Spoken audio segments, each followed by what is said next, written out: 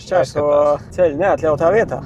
Esam Ķempas ielā un aizbrauksim apskatīties vienu 3-istabu dzīvokli. Reņu Meža ielā 14. Pat ir tramvajs, lai ir renovēta. Labā ziņa, kad stāvvietas visas ir bez maksas. Trešais stāvs. Jā. Var braukt ar liftu vai iet ar kājām. Tām arī liftu. Domāju, ka vajag braukt vai iet. Kāpsim augšā uz trešo stāvu. Reku te ir uzreiz spoguls. Spoguls var selfijas taisīt. Jā. Redzēt, kā izskatās pirms iet ārā no mājas.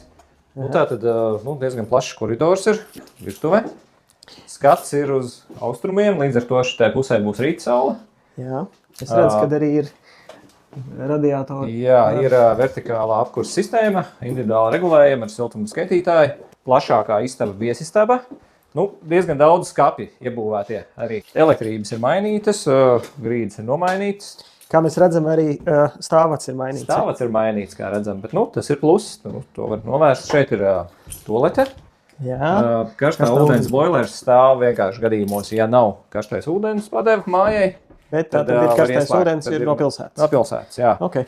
Šeit ir viena no guļamistabām, arī ar iebūvēto skapu un riteni. Riteni negribās turēt istabā, tad tur ir balkons. Tur ir balkons. Pastīsimies vannas istaba. Šeit ir vannas istaba. Labā stāvoklī.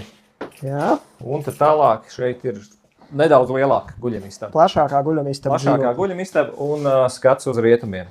Vakar pēcpusdienas saule, skats uz zaļumiem. Kāds pluss ir šim dzīvoklim, ko mēs šeit neredzam? Ko mēs neredzam? Zemi komunālajie maksājumi? Zemi komunālajie maksājumi, jo māja ir renovēta un mājas renovācija ir jau izmaksāta. Dzīvoklis ir jauks, piemērots ģimenei ar 1-2 bērniem. Stāvs ir labs. Manā skatījumā trešais stāvs ir viens no labākajiem stāviem. Tā kā var izmantot gan liftu, gan trepēm viegli būs uzkāpt. Ezerkrasts ir ļoti labs mikrorajons, laba infrastruktūra, autobusi, tramvajs, veikali, skolas, bērndārzi. Laba vietā, kur dzīvot.